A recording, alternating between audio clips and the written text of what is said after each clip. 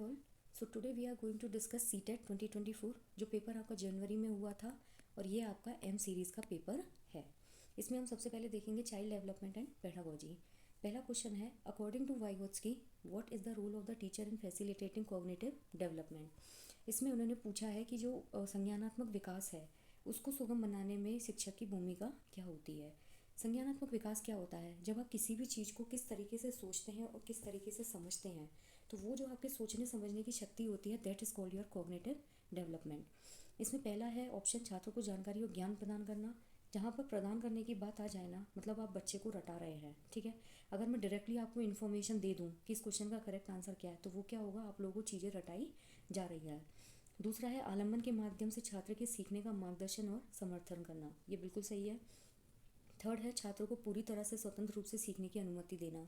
स्वतंत्र रूप से सीखने की अनुमति देना बिल्कुल सही है, लेकिन ये नहीं कि आप बच्चे को बिल्कुल फ्री छोड़ दें। जहाँ उसको ज़रूरत होगी आपको गाइड करना पड़ेगा।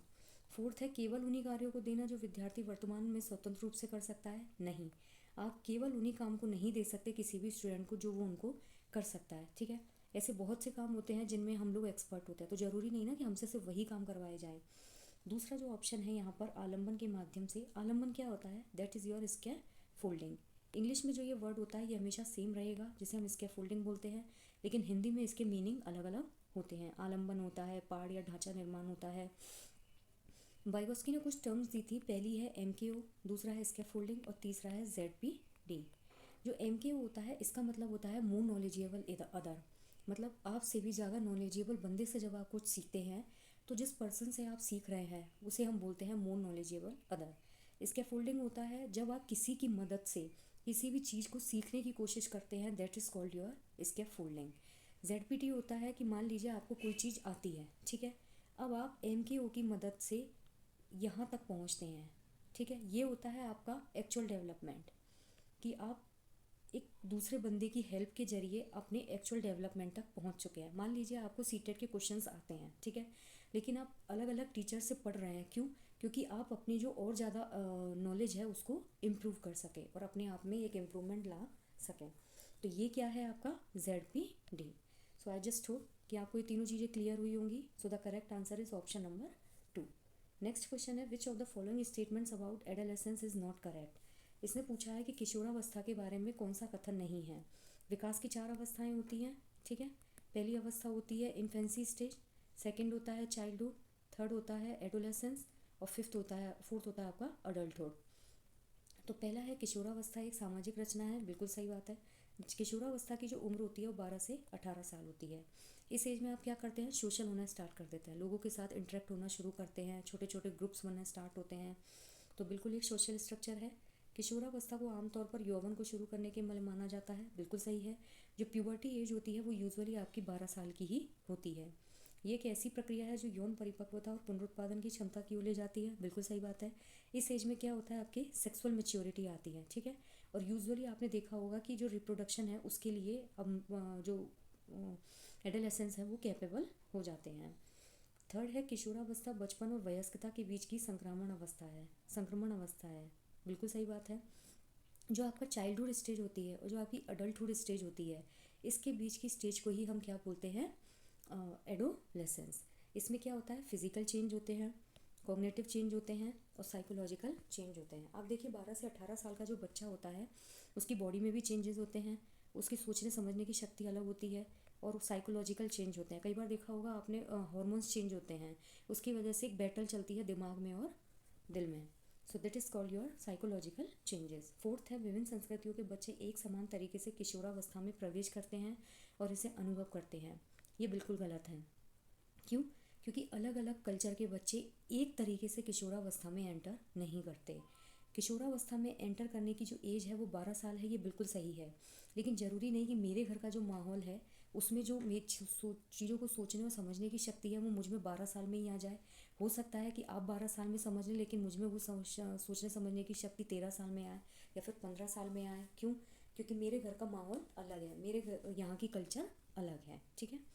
तो इसका जो करेक्ट आंसर होगा दैट इज़ फोर्थ, कि सभी जो विभिन्न संस्कृति के बच्चे होते हैं वो एक ही तरीके से एडोलेसेंस में एंटर नहीं करते। थर्ड क्वेश्चन है Sujata participates eagerly in the dance competition. Only because she is interested in winning the first prize of cash. इन्होंने बोला है कि जो सुजाता है वो डांस कंपटीशन में सिर्फ इसलिए पार्टिसिपेट कर रही है क्योंकि उसे पैसे मिलेंगे। जो मोटिवेशन होता है ना, ये दो टाइप का होता है। एक होता है आपका एक्सटर्नल मोटिवेशन और एक होता है आपका इंटरनल मोटिवेशन।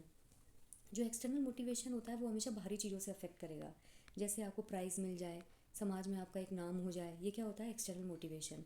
लेकिन जो इंटरनल मोटिवेशन होता है ये आप हमेशा अपने ऊपर काम करने के लिए करते हैं कि आप खुद को कितना ज़्यादा इम्प्रूव कर सकते हैं, ठीक है। तो वो जो सुजाता है ये डांस में क्यों पार्ट कर रही है, क्योंकि उसको पैसे मिलेंगे। तो क्या हुआ, ये बाहरी रूप से प्रेरित है, आंतरिक रूप से प्रेरित नहीं है। महारत उन्मुख शिक्षार्थी जो होते हैं यानी कि मास्टरी ओरिएंटेड जो वो लर्नर्स होते हैं, ये हमेशा इंटरनली मोटिवेटेड बच्चे होते हैं जो अपने आप को इम्प्रूव करने के लिए मेहनत करते हैं। असफलता परिहार शिक्षार्थी, फेल्योर को अवॉइड करने के लिए जो बच्चे होते हैं वो हमेशा इंटरनली मोटिवेटेड होते हैं। So the correct answer is second. Let's move to the next question. In order to address the individual differences among learners a teacher should, शिक्षार्थियों के बीच जो व्यक्तिगत विभिन्नताएं होती हैं उनको संबोधित करने के लिए एक टीचर को क्या करना चाहिए। इंडिविजुअल डिफरेंसेस होते हैं, ठीक है, तो उनको अगर आपको एड्रेस करना है तो एक टीचर क्या करे। मतभेदों को असामान्य और एक प्रकार की कमी के रूप में स्वीकार करना चाहिए, नहीं। इंडिविजुअल डिफरेंसेस कभी भी एक कमी के रूप में नहीं देखे जा सकते, ठीक है। उनको नज़रअंदाज कर देना चाहिए। अगर आप इंडिविजुअल डिफरेंसेस ही नज़रअंदाज कर देंगे तो आप बच्चे की ग्रोथ पे कैसे काम करेंगे। विभिन्नताओं को मानव विविधता की प्रत्यक्ष विशेषता के रूप में मानना चाहिए और सभी शिक्षार्थियों के लिए एक अनन्य और समान पाठ्यक्रम लागू करना चाहिए। ये भी गलत है, क्यों? क्योंकि आप सभी बच्चों के लिए एक रिजिड और यूनिफॉर्म करिकुलम फॉलो नहीं कर सकते। मान लीजिए कोई बच्चा ए है, ये कोई बच्चा बी है, इसको मैथ अच्छे से समझ में आती है, इसको साइंस अच्छे से समझ में आती है, तो ज़रूरी नहीं ना कि दोनों को आप इस वाले को साइंस पढ़ाने लग जाएंगे, इस वाले को मैथ पढ़ाने लग जाएंगे ज़बरदस्ती, ठीक है।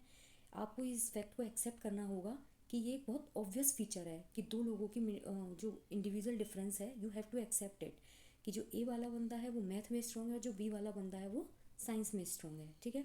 अब आप ये चीज़ इम्पोज नहीं कर सकते कि इसको साइंस सीखनी ही सीखनी पड़ेगी और इसको मैथ सीखनी ही सीखनी पड़ेगी, ठीक है। तो इसका जो करेक्ट आंसर होगा दैट इज़ ऑप्शन सी, कि जो भिन्नताएं होती हैं उनको प्रत्यक्ष विशेषता के रूप में मानना चाहिए, मतलब ये एक ऑब्वियस फीचर है। The next question is gene पियाजे। Gene पियाजे believe that knowledge is, इन्होंने पूछा है कि जीन पियाजे का मानना था ज्ञान क्या है। जीन पियाजे ने क्या कहा था कि बच्चे को आप स्वतंत्र रूप से छोड़िए, ठीक है। बच्चा धीरे धीरे अपने ज्ञान का निर्माण खुद करता है। तो बेसिकली बच्चा अपने ज्ञान का निर्माता क्या होता है, स्वयं होता है। आप बच्चे को बस फ्री छोड़िए, ठीक है। पहला ऑप्शन है पर्यावरण से निष्क्रिय रूप से पारित होने की बजाय बच्चे द्वारा निर्मित किया जाता है, बिल्कुल करेक्ट। बच्चा अपने ज्ञान का निर्माण क्या करेगा, खुद करेगा। अंतः क्रियाओं के माध्यम से प्राप्त करने की बजाय जन्मजात और दिया हुआ होता है, नहीं। ज्ञान कभी भी इनेट नहीं होता है, ऐसा नहीं है कि आपके फादर और मदर से आप में आ जाए। अधिक जानकार अन्य लोगों के साथ बातचीत से सह निर्मित होता है, ये वाइगोत्स्की का कथन था, ठीक है। अभी आपको थोड़ी देर पहले समझाया था MKO, ये रहा अधिक जानकार अन्य लोग बातचीत से सह निर्मित होता है। एक दृश्य व्यवहार परिवर्तन है जिसे विश्वसनीयता के साथ मापा जाता है, नहीं। पहली बात तो जो नॉलेज होती है ना, जो आपका ज्ञान है उसको आप, वो कभी भी विजिबल नहीं होता है, ठीक है। आपकी बॉडी में नहीं दिखने लगेगा वो ज्ञान, और उसको आप कभी भी एक एक्यूरेसी के साथ मेज़र कर ही नहीं सकते हैं, ठीक है। तो ये इसका करेक्ट आंसर क्या होगा, ऑप्शन 1। नेक्स्ट क्वेश्चन है in a progressive classroom assessment is, इन्होंने पूछा है जो प्रगतिशील कक्षा होती है उसमें जो आकलन होता है वो कैसा होगा। गतिशील होता है, वस्तुनिष्ठ होता है, योगात्मक होता है, मानक संदर्भित होता है। जो डायनामिक क्लास होगी ना, डायनामिक जो असेसमेंट होता है वो हमेशा प्रोग्रेसिव जो क्लासरूम होता है उसका एक मेन फीचर होता है। एक डिफाइन करने के लिए प्रोग्रेसिव क्लासरूम में हमेशा डायनामिक असेसमेंट्स होंगे। जो ऑब्जेक्टिव होते हैं ये हमेशा वन लाइनर होते हैं, ठीक है। इनसे आप बच्चे की नॉलेज को नहीं जांच सकते। समेटिव ईयर एंड में होता है, इसमें भी आप बच्चे की नॉलेज को नहीं जांच सकते। नॉर्मेटिव एग्जाम वही होते हैं जो ईयर एंड में सारे बच्चों के लिए एक स्टैंडर्ड करिकुलम सेट करके लिए जाते हैं। So the correct answer is option 1। Next question है which of the following process is essential in meaning making of the information receive from environment and store in further in memory. इन्होंने बोला है कि ऐसी कौन सी प्रक्रिया है जो वातावरण से प्राप्त जानकारी का जो अर्थ निर्माण है और इसे जो मेमोरी है उसमें स्टोर करने के लिए ज़रूरी होती है। अटेंशन, डिके, फॉरगेटिंग और रिट्राइवल। ध्यान देना बिल्कुल करेक्ट आंसर है, क्यों? क्योंकि जब आप किसी चीज़ पर शुरू में ध्यान देंगे ही नहीं तो वो आपकी मेमोरी में कभी भी स्टोर नहीं होगा। आप मार्केट जाते हैं, ठीक है, तो मान लीजिए आप नई जगह गए, आपको रास्ता कैसे याद होता है, हम क्या करते हैं, जगह जगह लैंडमार्क बनाते हैं कि यहाँ इधर दुकान थी, यहाँ उधर दुकान थी। उसके लिए क्या होता है, ध्यान देना ज़रूरी होता है, ठीक है। अब आप इस पेपर को पढ़ रहे हैं, यहाँ क्या है, आप अटेंटिव हैं, आप ध्यान लगा रहे हैं, इसीलिए आपकी मेमोरी में ये क्या होगा, स्टोर होगा। सो the correct answer is option 1। देखिए क्या होता है, मेमोरी डिलीट हो जाती है, फॉरगेटिंग, चीज़ों को भूल जाना। रिट्राइवल, जो यूजुअली हम लोगों के साथ एग्जाम टाइम में होता है कि हम चीज़ें को भूल जाते हैं, तो धीरे धीरे उनको हम रिकॉल करने की कोशिश करते हैं। So the correct answer is option 1। Let's move to the next question. Question number 8, which of the following is an example of question that requires students to analyse information. ऐसे प्रश्न का उदाहरण देना है जिसमें छात्रों को जानकारी को एनालाइज करने की ज़रूरत होती है। जहाँ पर एनालाइज करना आ जाए ना, वहाँ वन लाइनर चीज़ों से स्टूडेंट को एनालाइज नहीं कर सकते। आपको या तो डिस्क्रिप्टिव कोई चीज़ लेनी पड़ेगी, ठीक है, और उसके लिए इन्होंने ऑप्शन दिया है, ये कोई एक नोवेल है। टू किल अ मॉकिंगबर्ड उपन्यास का कथानक क्या है, यानी कि प्लॉटिंग क्या है इस नोवेल की। उपन्यास का सब्जेक्ट क्या है। टू किल अ मॉकिंगबर्ड में जो प्रोटागोनिस्ट हैं वो कौन है, और लेखक प्रतीकवाद का उपयोग कैसे करता है, यानी कि सिंबल कैसे यूज़ करता है, ठीक है। इसका जो करेक्ट आंसर होगा that is your option number 3, ठीक है। इसमें है कि प्लॉटिंग क्या है। प्लॉटिंग जो है वो आप कहीं से भी सुन के बता सकते हैं। विषय क्या है, थीम क्या है, ये भी आप बच्चा डायरेक्ट बता सकता है। लेकिन जो ऑथर है उसने कैसे कैसे चीज़ों को यूज़ किया है, सिंबलाइज कैसे किया है, ये बताना क्या हुआ, टफ हो जाता है। तो टू किल अ मॉकिंगबर्ड में लेखक प्रतिवाद का उपयोग कैसे करते हैं, ये इसका बिल्कुल करेक्ट आंसर है। और फोर्थ ऑप्शन है नायक कौन है, ये बच्चा कैसे भी जवाब दे देगा, ठीक है। So the next question is assertion and reason. इन क्वेश्चंस को हमेशा हम क्योंकि लगा के सॉल्व करते हैं। Teacher should constantly reflect on their own stereotypes and biasness. Culturally responsive teaching means the teachers are reflecting. कहना क्या चाह रहा है कि जो टीचर्स होते हैं उनको निरंतर अपनी स्वयं की रूढ़िवादिता और पूर्वाग्रह पर चिंतन करना चाहिए। बिल्कुल सही बात है। कई टीचर्स होते हैं जो अभी तक अपने जेंडर जो स्टीरियोटाइप्स हैं उनको अभी तक फॉलो कर रहे हैं, ठीक है।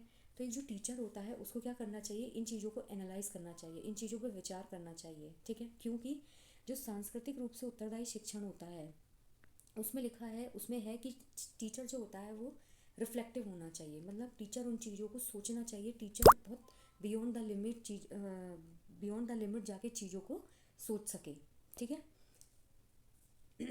So the correct option is option 1। मतलब ए और आर दोनों सही हैं और ए की जो आर है वो सही व्याख्या करता है, ठीक है।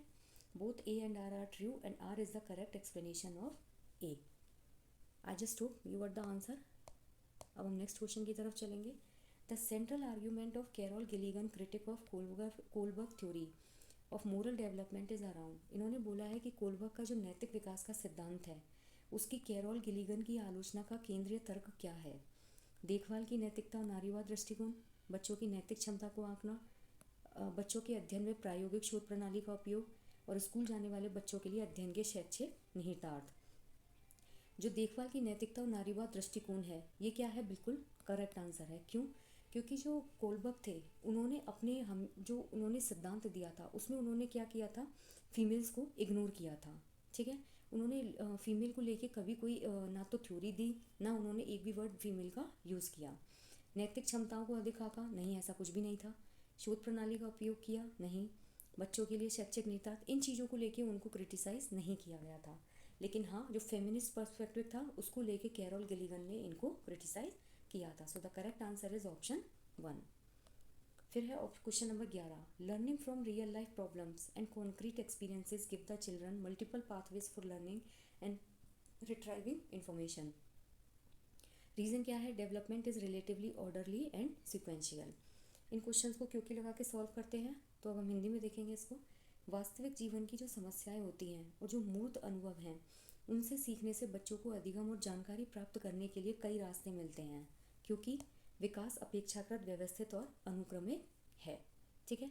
इसमें ये कहना क्या चाह रहा है कि जो वास्तविक जीवन की समस्याएं होती हैं, ठीक है, और जो कॉन्क्रीट आपके एक्सपीरियंसेस होते हैं उनसे बच्चों की लर्निंग और नॉलेज जो होती है उसके लिए आपको कई रास्ते मिल जाते हैं। जैसे आपकी डेली लाइफ में जो आपके साथ होता है उससे आपकी धीरे धीरे लर्निंग होती है, ठीक है, आपकी नॉलेज इंप्रूव होती है। क्यों, क्योंकि जो डेवलपमेंट होता है वो कैसा होता है, व्यवस्थित और अनुक्रमिक। मतलब शैशवावस्था के बाद बाल्यावस्था ही आएगी, बाल्यावस्था के बाद आपकी किशोरावस्था ही आएगी, तो एक व्यवस्थित है और एक अनुक्रमिक ऑर्डर में है। इसमें ए और आर दोनों ही सही हैं, लेकिन आर का ए से कोई भी लेना देना नहीं है। तो इसका जो करेक्ट आंसर है वो क्या होगा, ए और आर दोनों सही हैं, लेकिन ए की आर सही व्याख्या नहीं करता है। So the correct option is option number 2। Next question है, डिसलेक्सिया जो होता है वो एक ऐसी कंडीशन है जो कि इम्पैक्ट करती है लर्नर की एबिलिटी को। कैसे? यानी कि जो अपठन वैफल्य है वो एक ऐसी स्थिति है जो शिक्षार्थी की किस क्षमता को प्रभावित करती है। इसका जो करेक्ट आंसर होगा that is your option number 2। क्यों?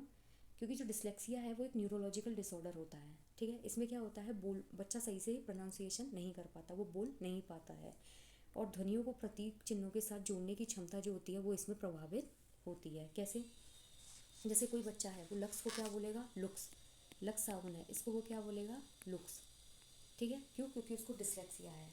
तो डिसलेक्सिया क्या हुआ, न्यूरोलॉजिकल कंडीशन जो कि किसको इम्पैक्ट करती है, साउंड्स को सिंबल्स के साथ। ठीक है, so the correct option is option number 2। Next question है, a middle school teacher wants to enable meaningful learning by helping students make connections between concepts and real world applications. Which of the following activities would be an appropriate pedagogical strategy. इन्होंने बोला है एक माध्यमिक school जो शिक्षक है वो छात्रों को संकल्पनाओं और वास्तविक दुनिया के अनुप्रयोगों के बीच संबंध बनाने में मदद करके सार्थक सीखने को सक्षम बनाना चाहता है। कौन सी उपयुक्त शैक्षणिक रणनीति होगी? नियम और परिभाषाएं याद करने दें? नहीं, याद करना जहाँ आ जाएगा वहाँ एक उपयुक्त रणनीति हो ही नहीं सकती है। एमसीक्यूज पूछें? नहीं। उद्दीपक प्रतिक्रिया अनुबंधन की विधि द्वारा सीखने को कहें? जो एसआर आपका रिलेशनशिप होता है ये व्यवहारवादी होते हैं।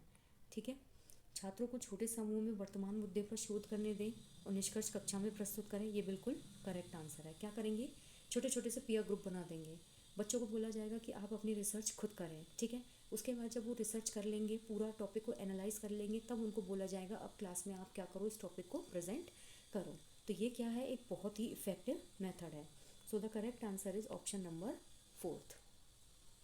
नेक्स्ट क्वेश्चन है, in which stage of Kohlberg's moral development do children's reasoning resolve around ethics of law. इन्होंने बोला है कि कोलबर्ग का जो नैतिक विकास का सिद्धांत है उसकी कौन सी अवस्था है जिसमें बच्चों का तर्क कानून की नैतिकता के इर्द गिर्द घूमता है। उन्होंने 3 अवस्थाएं दी थी, पूर्व पारंपरिक नैतिकता, पारंपरिक नैतिकता और पश्चात पारंपरिक नैतिकता। ठीक है, इन्होंने कहा था कि जो पारंपरिक नैतिकता होती है इसमें इन्होंने 2 स्टेज बताई थी। ठीक है, एक था अच्छा लड़का अच्छी लड़की, और एक होता है इनका कानून की व्यवस्था।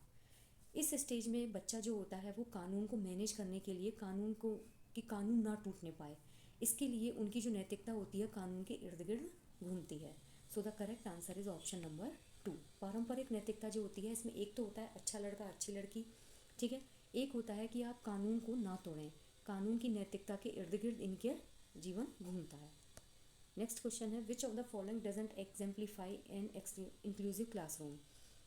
जो समावेशी कक्षा है उसका उदाहरण कौन सा नहीं है। विविध दृष्टिकोणों का समावेश बिल्कुल है, जब आप अलग अलग ओपिनियंस को कंसीडर करते हैं या फिर समावेशित करते हैं तो ये तो है। उचित समावेशन का पालन बिल्कुल है। विभेदित निर्देश देना और प्रतिस्पर्धा लोकाचार को प्रोत्साहित करना, जब आप उचित समावेशन को फॉलो करते हैं, ठीक है, वो भी होता है।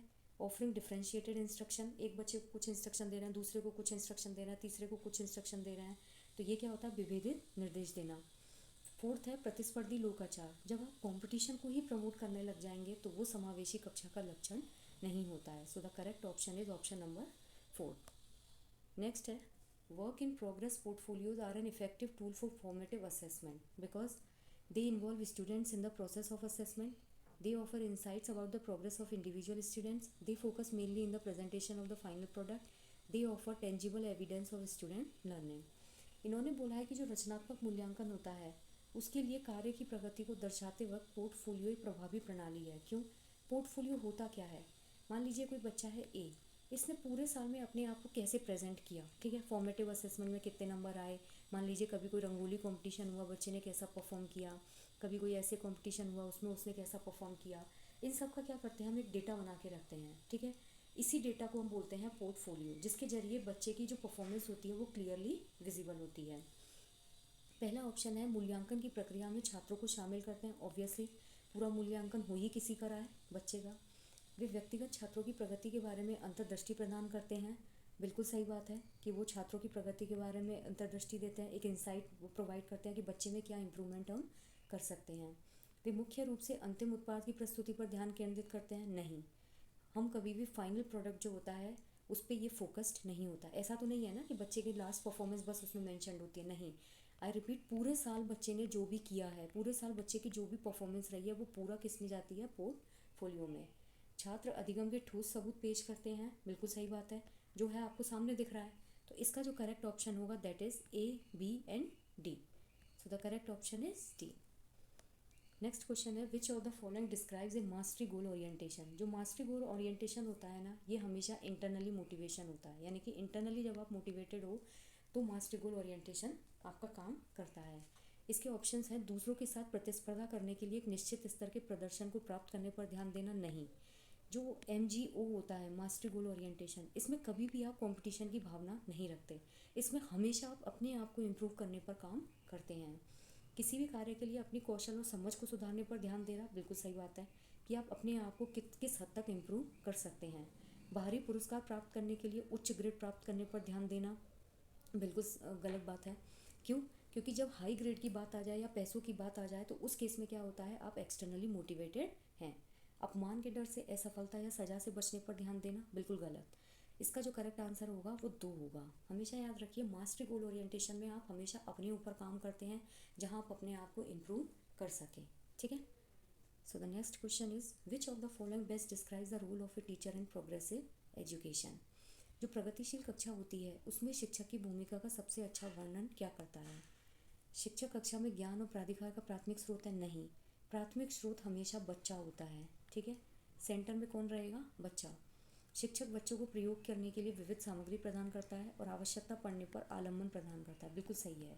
जहाँ बच्चे को ज़रूरत होगी वहाँ टीचर हमेशा रहेगा, लेकिन सबसे पहले बच्चे को फ्री हैंडेड छोड़ा जाता है कि बच्चा खुद से अपने ज्ञान का निर्माण कर सके। आप टीचर क्या करेगा, बच्चों को एक्सपेरिमेंट करने के लिए बहुत सारी चीज़ें ला के देगा और जहाँ ज़रूरत होगी वहाँ हेल्प भी करेगा। शिक्षक पाठ्यचर्या मानकों का कड़ाई से पालन सुनिश्चित करने के लिए जिम्मेदार है? नहीं, आप किसी भी चीज़ को स्ट्रिक्ट होकर फॉलो नहीं करवा सकते। बच्चों को स्वतंत्र रूप से सीखने देता है और सीखने में हस्तक्षेप नहीं करता, गलत। स्वतंत्र रूप से सीखने तो देता है लेकिन जहाँ ज़रूरत होगी वहाँ वो हस्तक्षेप भी करेगा। So the correct option is option number 2। Next question है question number 19। Asking critical question such as how much and in what ways are various gender represented in text books and media would encourage. इन्होंने पूछा है कि जो पाठ्य पुस्तक होती है और जो मीडिया होती है उसमें विभिन्न जेंडर का प्रतिनिधित्व कितना और किस तरीके से किया जाता है, ऐसे महत्वपूर्ण प्रश्न पूछने से किसको प्रोत्साहन मिलेगा।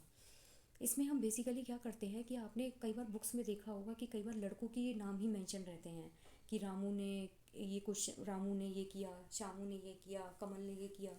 पहले की बुक्स में आप देखिएगा लड़कियों को लेके कोई चीज़ मेंशन नहीं रहती थी, लेकिन अब कई बुक्स हैं NCERT की है, CBSE की हैं, जिसमें क्या होता है अब लड़कियों का नाम भी यूज़ किया जा रहा है, ठीक है। तो हम क्या कर रहे हैं उस केस में, एक स्टीरियोटाइप जो है उसको ब्रेक कर रहे हैं। जो जेंडर स्टीरियोटाइप होता है उस पर वो सवाल उठाता है, बिल्कुल सही है। जेंडर स्थिरता को मजबूत करना, नहीं, ऐसा तो नहीं ना कि हम मेल ये काम करेगा फीमेल ये काम करेगा इस चीज़ को प्रमोट कर रहे हैं, नहीं। जेंडर पहचान को मजबूत करना, नहीं। जेंडर भूमिका की नम्यता को हतोत्साहित करना, नहीं। हम जेंडर रोल की जो फ्लेक्सिबिलिटी होती है, जैसे पहले के ज़माने में बोला जाता था अगर लड़का रोता था तो वो दादियाँ बोलती थी कि लड़की के जैसे रो रहा है, ठीक है। आज के टाइम पे ऐसा कुछ भी नहीं है। तो इसमें हम क्या करते हैं, जो जेंडर रोल फ्लेक्सिबिलिटी होती है उसको बल्कि प्रमोट करते हैं, ना कि discourage. So the correct answer is option number 1। Let's move to the next question. According to Jean पियाजे, the ability to use symbols for symbols such as letting the letter X stand for an unknown numeral develops during dash and enables the children to learn dash। Jean पियाजे के अनुसार चिन्हों के लिए जो चिन्हों का प्रयोग करने की क्षमता होती है, जैसे X को अज्ञात अंक माना जाता है, और ये किस एज के दौरान विकसित होती है, कौन सी स्टेज है, और विद्यार्थियों को क्या सीखने में सक्षम बनाती है। जीन पियाजे ने 4 अवस्थाएं दी थी, ठीक है। एक थी संवेदी, दूसरा था आपका जो 3rd नंबर की थी वो थी आपकी मूर्त संक्रियात्मक अवस्था, ठीक है, और 4th थी आपकी अमूर्त संक्रियात्मक अवस्था। जो मूर्त संक्रियात्मक अवस्था होती है ये आपकी 7 से 11 थी। इस एज में क्या करता है बच्चा, जो कॉन्क्रीट चीज़ें होती है, यानी कि जैसे राम ने 10 रुपये लिए, श्याम ने 10 रुपये दिए, इन चीज़ों को लेके बच्चा समझता है। लेकिन जो औपचारिक संक्रियात्मक अवस्था होती है वो 11 साल से ऊपर होती है। इस एज में बच्चा क्या करता है, एक्स वाई जेड जो वेरिएबल्स होते हैं उनको लेके चीज़ों को समझने लग जाता है, ठीक है। तो इसका जो करेक्ट आंसर होगा वो या तो थर्ड होगा या फोर्थ होगा।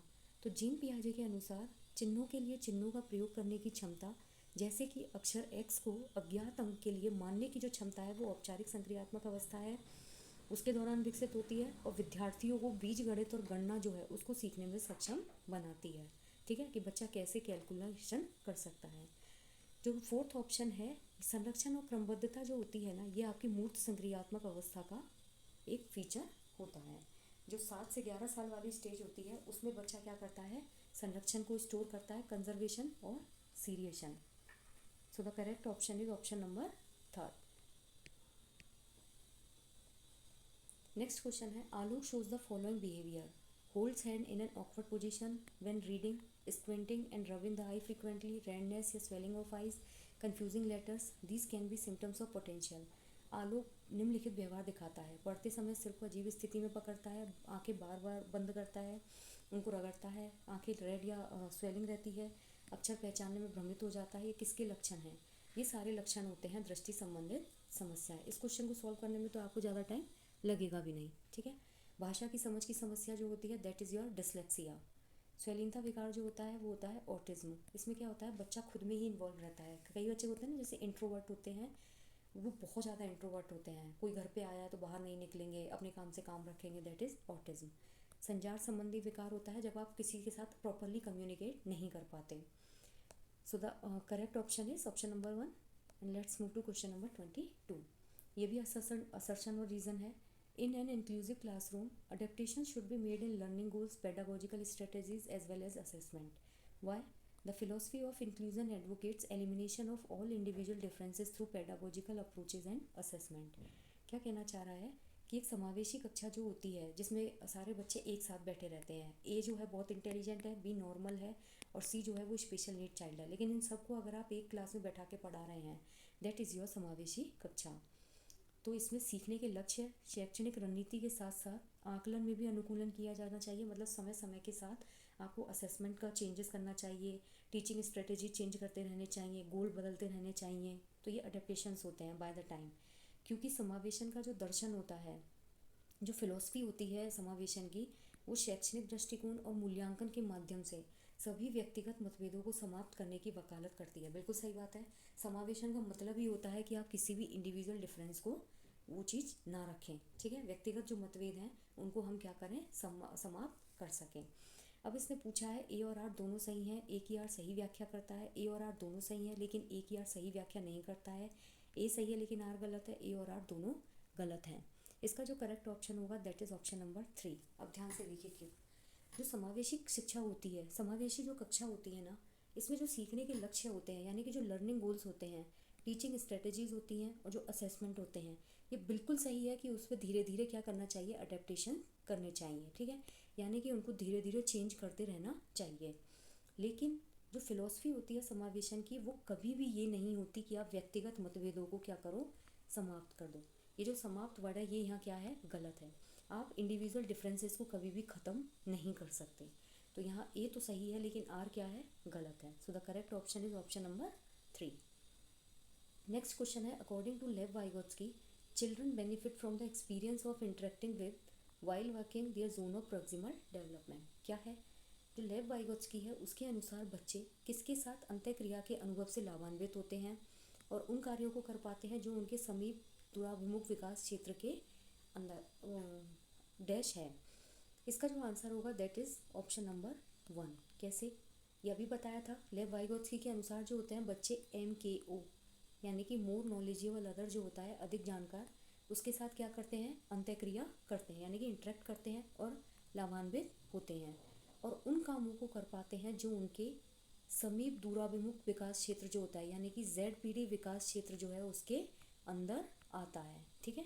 मान लीजिए आप किसी काम को कर सकते हैं लेकिन आप टीचर्स की हेल्प की मदद से क्या होगा, टीचर्स की मदद से आप यहाँ तक पहुँच सकते हैं, तो आप समीप से दूर जा रहे हैं और ज़्यादा एक्सपर्ट हो रहे हैं। तो उस एरिया, ये क्या होता है, यहाँ से यहाँ तक का एरिया अंदर का एरिया होता है, तो इसका जो होगा वो अधिक जानकार और अंदर। नेक्स्ट क्वेश्चन है, a teacher notices that one of our students is highly distractible and has trouble paying attention during class. Which of the following strategies would be an effective strategy in helping the student stay focused? इन्होंने बोला है एक teacher है, उसने देखा कि एक बच्चा जो है बहुत ज़्यादा बेचैन है क्लास में और वो उसको ध्यान देने में जो है वो परेशानी हो रही है। तो इन्होंने पूछा है कि कौन सी ऐसी स्ट्रेटेजी है जो छात्र को ध्यान केंद्रित करने में हेल्प करेगी। पहला है छात्र को कक्षा के दौरान बार बार करने के लिए काम देना नहीं। अगर आप बच्चे को बार बार काम देंगे तो वो और ज़्यादा इरिटेट होगा और उसका ध्यान वो अटेंटिव नहीं हो पाएगा। सख्ती से अपना अवधान शक्ति बढ़ाने के लिए कहना नहीं। जहाँ पर सख्ती बढ़ आ जाएगा, जहाँ पर भी आप रिजिड हो रहे हैं या स्ट्रिक्ट हो रहे हैं, तो उस केस में क्या होगा, बच्चा कभी भी अटेंटिव नहीं होगा। स्वनियमन और समय प्रबंधन के लिए छात्र को टाइमर देना, ठीक है। माता पिता को बुलाकर छात्र के खिलाफ सशक्त अनुशासनात्मक कार्रवाई करना, गलत। आप बच्चे के खिलाफ कभी भी एक्शन नहीं ले सकते, ठीक है। ये नहीं कि आप बच्चा क्लास में कुछ कर दे तो माँ बाप को बुला के उसकी शिकायत कर दें, ऐसे नहीं होता है। थर्ड है स्वनियमन, यानी कि आप बच्चे को टाइम दीजिए, ठीक है। उसको सेल्फ रेगुलेशन करने दीजिए, सेल्फ रेगुलेट होने दीजिए। मान लीजिए उसने 2 लाइन लिख दी, ठीक है, किसी भी पैसेज की उसे 2 लाइन लिख दी, फिर उसको बोलिए आपको 5 मिनट का ब्रेक मिलेगा। फिर उसको कोई काम दीजिए, एक ऐसे लिखवा लीजिए, फिर उसको बोलिए कि अब तुमको क्या करना है, एक टॉफ़ी मिलेगी, ठीक है। ऐसे कर करके बच्चे से आप काम करवाइए तो बच्चा क्या होगा, मोर अटेंटिव होगा। सो the correct option is option number 3। ये स्ट्रेटेजी उन बच्चों के लिए होती है जो क्लास में ध्यान नहीं दे पाते। नेक्स्ट क्वेश्चन है क्वेश्चन नंबर 25। इसमें है students are more likely to do well and stay in school if they have emotional attachment to their school and believe that they matter because emotions play significant role in learning. इसमें बोला है कि school में जब भी कोई बच्चा जाता है, ठीक है, तो वो अच्छा प्रदर्शन तभी करेगा और स्कूल डेली आने की कोशिश वो तभी करेगा जब उसको स्कूल से क्या होगा, इमोशनली अटैचमेंट होगा और उस बच्चे को ये सिक्योरिटी फील होगी कि हाँ भाई मेरा एग्जिस्टेंस स्कूल में है, ठीक है। क्यों? क्योंकि जो इमोशंस होते हैं ना वो लर्निंग में एक इम्पॉर्टेंट रोल प्ले करते हैं। कैसे? ए और आर दोनों सही है, एक ही आर सही व्याख्या करता है। ए और आर दोनों सही है लेकिन एक ही आर सही व्याख्या नहीं करता है। ए सही है लेकिन आर गलत है और ए और आर दोनों गलत हैं, ठीक है। इसका जो करेक्ट आंसर होगा दैट इज़ ऑप्शन नंबर 1। आप स्कूल जाते हैं, ठीक है, अगर आपका स्कूल में इमोशनली अटैच्ड हो ही नहीं आप स्कूल में, तो ऑब्वियसली आप कल से स्कूल जाना क्या कर दोगे, बंद कर दोगे, ठीक है। कोई भी टीचर से आप इमोशनली अटैच नहीं है, आपके और आपके टीचर के बीच में कोई बॉन्डिंग ही नहीं है, तो आपका स्कूल कल से जाना बंद हो जाएगा, आपका मन ही नहीं करेगा। क्यों? क्योंकि जब तक आप इमोशनली अटैच ही नहीं होंगे ना तो आप इस टीचर से पढ़ पाएंगे और ना ही आपका स्कूल में ध्यान लगेगा। सो ए और आर दोनों सही हैं and R is the correct explanation of A. So the correct option is option number 1। Next question है which of the following is a core principle of constructivist learning theory, यानी कि जो संरचनात्मक अधिगम सिद्धांत है उसका मूल सिद्धांत क्या है। इसका मूल सिद्धांत होता है कि बच्चा अपने ज्ञान का निर्माण खुद करता है, ठीक है। शिक्षक के छात्रों को प्रत्यक्ष निर्देश और स्पष्ट मार्गदर्शन प्रदान करना चाहिए। पहला ऑप्शन क्या है कि आप बच्चों को स्पष्ट मार्गदर्शन प्रदान कीजिए। दूसरा है अधिगम तब होता है जब छात्रों को शिक्षकों से सही उत्तर प्रतिपुष्टि मिलती है, नहीं। छात्र अपने पर्यावरण के साथ सक्रिय संलग्नता के माध्यम से अपने ज्ञान का निर्माण करते हैं, सही। मुख्य रूप से अधिगम एक निष्क्रिय प्रक्रिया है, नहीं। इसमें सूचना प्राप्त करना और याद रखना शामिल है, नहीं। क्यों? अगर आपको मैं कोई चीज़ रटवा दूँ, ठीक है, और आप कहीं से भी इंफॉर्मेशन कलेक्ट कर लेंगे तो उसमें क्या होगा, ये पैसिव प्रोसेस हो जाएगी, जबकि लर्निंग कभी भी निष्क्रिय प्रक्रिया नहीं होती है, ठीक है। अधिगम कभी भी निष्क्रिय प्रक्रिया नहीं होगी। जब तक आप एक्टिव नहीं हैं आप लर्निंग नहीं कर सकते, ठीक है। तो इसमें याद रखना भी नहीं आ सकता और इसमें इंफॉर्मेशन गेन करना भी नहीं आ सकता। अधिगम तब होता है जब छात्रों को शिक्षकों से सही उत्तर और फीडबैक मिल जाए, नहीं। अगर मैं डायरेक्ट आंसर बता दूंगी और फीडबैक दे दूंगी तो उससे आप लोगों को चीज़ें क्लियर नहीं होंगी। टीचर के छात्रों को प्रत्यक्ष निर्देश और स्पष्ट मार्गदर्शन करना चाहिए, नहीं।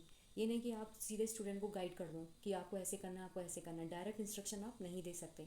बच्चे को पहले मेहनत करने दीजिए जिससे वो अपने ज्ञान का निर्माण खुद कर सके। So the correct answer is option number 3।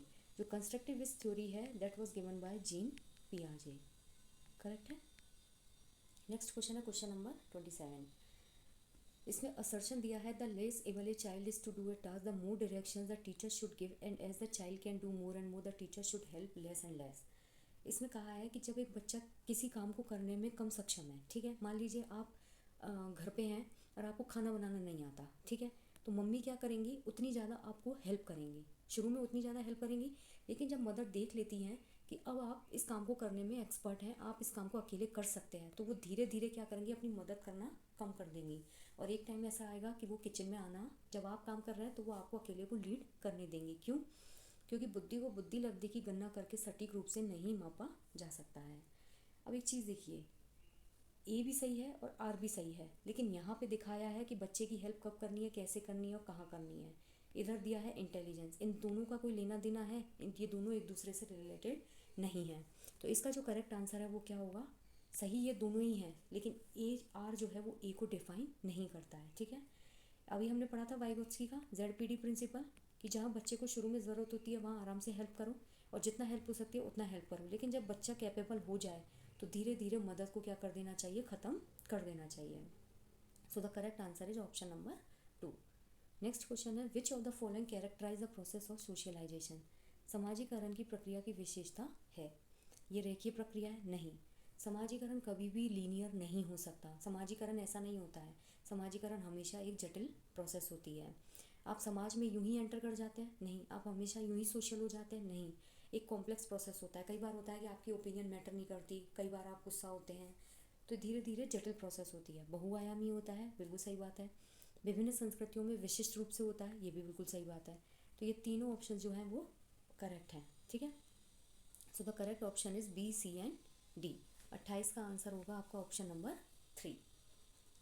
Next question है, assertion and reason. There is no objectivity there is no objectively definable movement when a child enters middle childhood और adolescence because development is continuous in nature. इन्होंने बोला है वह कोई उद्देश्यात्मक निश्चित क्षण नहीं होता जब कोई बच्चा मध्य बाल्यावस्था या किशोरावस्था में प्रवेश करता है, क्योंकि विकास प्रकृति में निरंतर होता रहता है। ठीक है, इसमें इन्होंने बोला है कि जब कोई बच्चा मध्य बाल्यावस्था जो होती है ना, ठीक है, 6 से 12 की जो एज होती है, उससे बच्चा जाता है किशोरावस्था में। ठीक है, और किशोरावस्था की जो एज होती है वो होती है 12 से 18। ठीक है, अब ऐसा कोई पर्टिकुलर एज नहीं होती है, कोई पर्टिकुलर मोमेंट नहीं होता है कि जहाँ पर भाई बच्चा इस एज से इसमें जाएगा। ये तो बहुत क्रमिक प्रोसेस है कि बच्चा बाल्यावस्था के बाद किशोरावस्था में एंटर करेगा। क्यों? क्योंकि विकास जो होता है वो आपका जन्म से लेकर मृत्यु तक कंटिन्यूअस चलता रहता है। विकास कभी भी स्टॉप नहीं होता है। ग्रोथ जो होती है वो 18 या 20 साल के बाद रुक जाती है, लेकिन विकास आपका जन्म से मृत्यु तक कंटिन्यूअस चलता है, निरंतर होता है। तो ए और आर जो है वो दोनों सही हैं, और ए जो है वो आर की सही व्याख्या करता है, यानी कि ए की आर सही व्याख्या करता है। वापस देखिए, वह कोई उद्देश्यात्मक निश्चित क्षण नहीं होता जब कोई बच्चा मध्य बाल्यावस्था या किशोरावस्था में प्रवेश करता है, क्योंकि विकास प्रकृति में निरंतर होता रहता है। ठीक है, नेक्स्ट क्वेश्चन है, an elementary school teacher can strongly influence students development of academic self concept why? एक प्रारंभिक विद्यालय का जो शिक्षक होता है, प्रारंभिक विद्यालय मतलब 1 से 8, वो छात्र के शैक्षणिक आत्मसंप्रत्य के विकास को दृढ़ता से प्रभावित कर सकता है। क्यों? सभी शिक्षार्थियों से बहुत कम अपेक्षाएं रखना? नहीं। जब आप अपेक्षाएं नहीं रख रहे तो वो कैसे ग्रोथ होगी? छात्रों में स्वायत्तता और पहल को दंडित करना? नहीं। अगर मान लीजिए कोई बच्चा क्लास में सबसे ज़्यादा इनिशिएटिव लेता है, आगे होके स्टैंड लेता है, अगर आप उसको पनिश कर देंगे तो अगली बार से लेगा? नहीं लेगा। छात्रों में स्वायत्तता और पहल को पुरस्कृत करना? बिल्कुल सही है। विशेष छात्रों से बहुत कम उम्मीद रखना? ऐसा तो नहीं है ना कि कोई बच्चा स्पेशल नीड वाला बच्चा है, मान लीजिए किसी में हियरिंग प्रॉब्लम है, तो ये तो नहीं कि आप उसे उम्मीद रखना छोड़ दोगे। ठीक है, तो करेक्ट आंसर जो होगा इसका ऑप्शन नंबर 3 होगा, कि क्या कीजिए, जब बच्चा कोई इनिशिएटिव ले रहा है तो उसको रिवॉर्ड दीजिए। आई जस्ट होप कि मैं बहुत अच्छे से आप लोगों को ये चीज़ें समझा पाई। अगर कोई डाउट हो तो कमेंट सेक्शन में पूछिएगा। Thank you.